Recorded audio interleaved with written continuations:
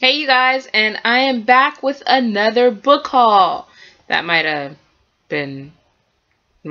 started before. But anyway, I am doing this on my webcam. Again, this way I can have most of the videos that I'm about to do on my computer instead of taking up all the room on my camera. So yeah, because that first book haul was like, what?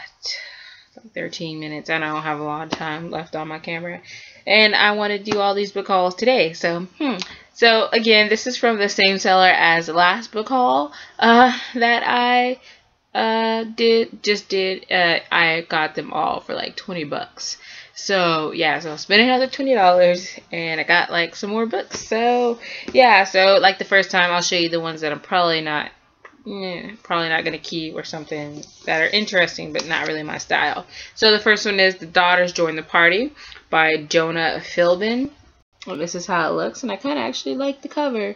But it follows like it's an insider glimpse into the gilded words of those born to be famous. Well, that's what that review said. But anyway, it follows like senators' daughters.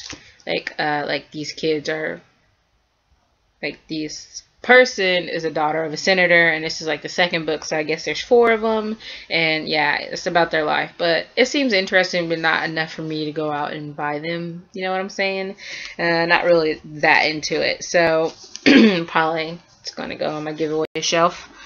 Next book I got is Rock On by Denise Vega, and this one sounds interesting also. I think my friend was more into this than I was, and it follows these group of kids, mainly this one boy, and he has a band, and it's named TBNL, the band to be named later, and they're gonna go for the rock a band things, and he's really looking forward to doing his own thing, getting out of his brother's shadow until his brother comes back, and you know, there's drama and stuff like that. So yeah, it says a story of guitars, gigs, girls, and a brother. Not necessarily in that order, and it seems vaguely interesting. I may or may not read it.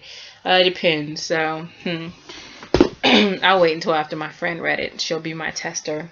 The next book that seems interesting is The Survival Kit by Donna Freitas. I don't even know what just dropped over there.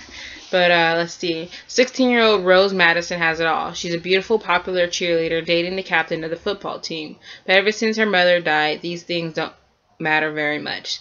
Now she can't think about anything except keeping her grieving family together and holding on to the one last gift her mother left her, labeled Rose's Survival Kit. It includes an iPod, a picture of peonies, a crystal heart, a paper star, a box of crayons, and a tiny handmade kit. The kit comes with something else too, a beautiful gown that Rose calls a dress made of night because the way it sparkles like stars in the sky. How can any of these items help her to survive? Piece by piece, Rose ponders their meaning and finds herself returning again and again to an unexpected source of comfort. Will Doninger is her family's landscaper, the most valuable player on the school hockey team, and surprisingly the only person who really understands what she's going through. Can loss lead to love? And this sounds interesting. I had never heard about it until then. And I am looking forward to reading it. The next book is called The Stalker Chronicles by Carly Moore, and this seems like a nice, fun, comedic read, and I'll read the back.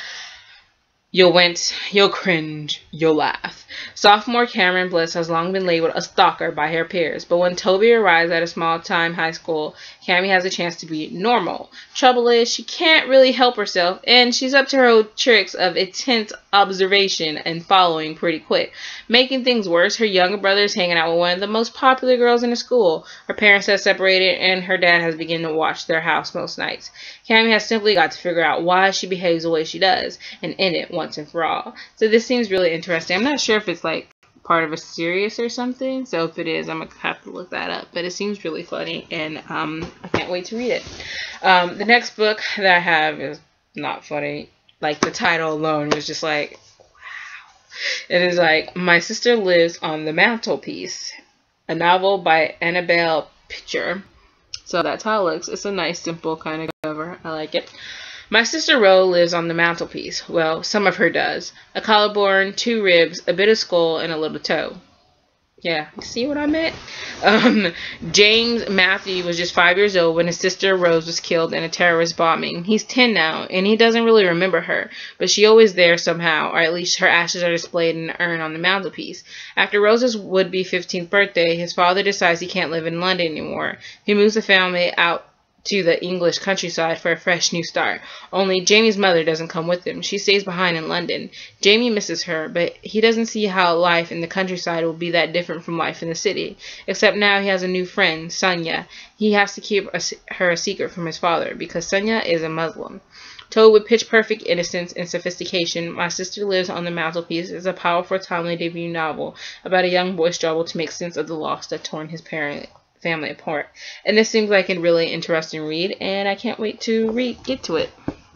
This next book probably should have gone first. It's called The Wavering Hershey by Nagata Tendidiwa. I did not pronounce any of that right. I will definitely not probably be keeping this book. This is not really my kind of book, so I'll probably be giving this away pretty soon if somebody even ever heard of it. Hopefully I'll be doing some giveaway videos soon, and this will be one of them. I really have no idea what this book is about. I mean, it seems interesting, but it's not my kind of thing. So, yeah, that. I'm not even going to bother to read the back. So, the next book is A Want So Wicked. And I was really excited to get this book, but it was like the second book in the series. Not the first like I thought it was. And it's by Suzanne Young. And this is how it looks. Yes. And then the first book is called A Need So Beautiful. And I'm looking forward to that book whenever I get it, because I saw it on Amazon for like, it's in the bargain bin for like $6.80 along with Eyes Like the Stars and like my last one. So they're having a bit of sales on Amazon, so I gotta go dig through the bargain section, which means I'm gonna be lost in there for days and buying so many books that I really probably don't need. But oh my god, it's on sale, get it! Just, I can already see it happening. But anyway, the next book that I got was Of Poseidon by Anna Banks. And this is how this cover looks, and I've been wanting this book for a while now. And for those of you who don't know what it's about, I'm going to dive right in. Galen, the prince of Syria, is sent to dry land to find a girl he's heard can communicate with fish. Emma is on vacation at the beach when she runs into Galen, literally, ouch! Both teams sense a connection, but it will take several encounters, including a deadly one with a shark, for Galen to be convinced of Emma's gifts. Now if he can only convince Emma that she holds the key to his kingdom. Told from both Emma and Galen's point of view, here is a fish out of water story that sparkles with intrigue, humor, and waves of romance. So I haven't heard a really lot about it. I've seen a lot of people get it, but haven't really heard a lot of Poseidon by Anna Banks. But it seems really good. I was really, really happy to finally get it. And then the next book I was really finally happy to get was The Temptation, a Kindred novel by Alicia Vals. I've been wanting this novel for a while too. And let's see. He's not a vampire. He's not a werewolf. He's something else. He's temptation.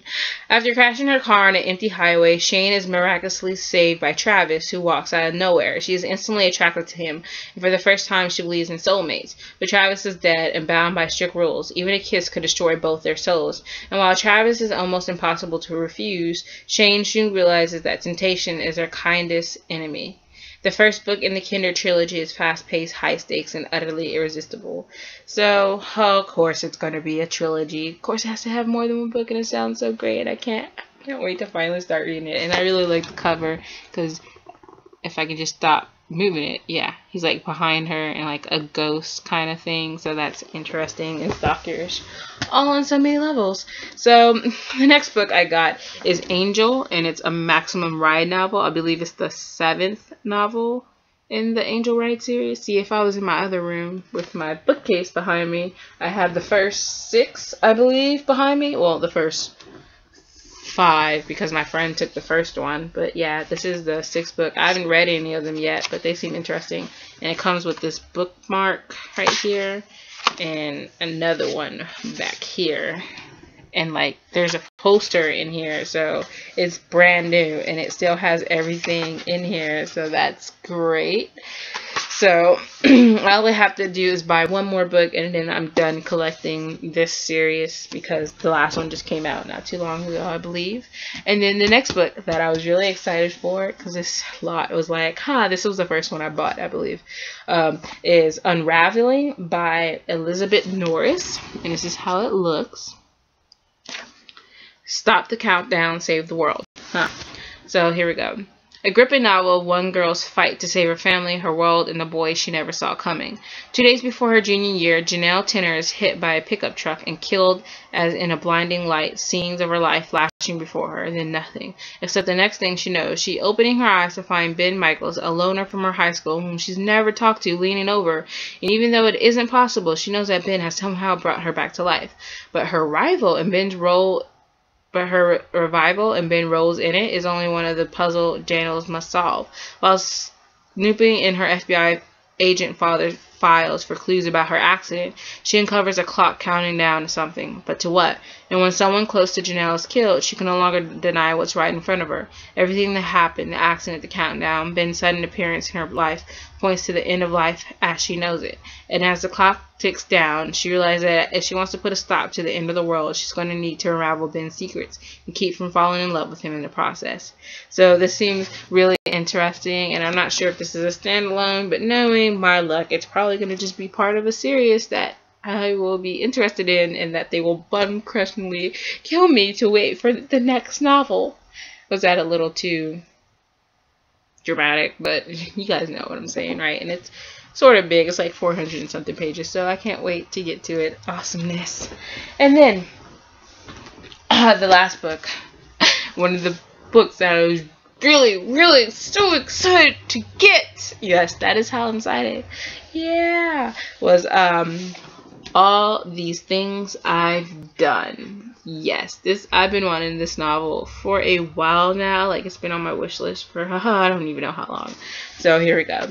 In 2083, chocolate and caffeine are illegal. I know, right? Water is carefully rationed, books are scarce, and New York City is rife with poverty and crime. And yet, for Anya Blanchine, the 16-year-old daughter of the city's most notorious and dead crime boss, life is fairly routine. But when she finds herself falling for the son of the new assistant district attorney and her ex-boyfriend is poisoned by the chocolate her family manufactures, Anya is unwillingly thrust into the spotlight, in the news, and more important, within her mafia family. So this seems really interesting, and I know that there's a sequel to this, so I'm really excited to finally be able to read this. And so those are all the books I got. 20 bucks for all those books. I just cannot be happier right now. Now they can finally get out of the boxes, maybe, because I made some room on the shelf for them. I think I have enough room. We'll see, though. We'll see. So you guys tell me if you read any of these books, or and whether you liked them, you hated them, or if you added any of them to your wish list. And so yeah, just let me know all your thoughts in the comments below. And I am off to film another book haul, like the third one from the seller, and that should be the last thing from the seller. But then I have like three more book hauls, probably more, because I ordered some more books and just random books that I forgot that I even bought. Oh god. But I went to a library book sale, so I went to 2 trips, so I'll show you those too. I have a problem. Someone should stop me. I really. Oh, and then when I go on that Amazon thing, I'm just gonna, all those bargain books are gonna call to me like, buy me. Okay, I'm gonna go. Bye.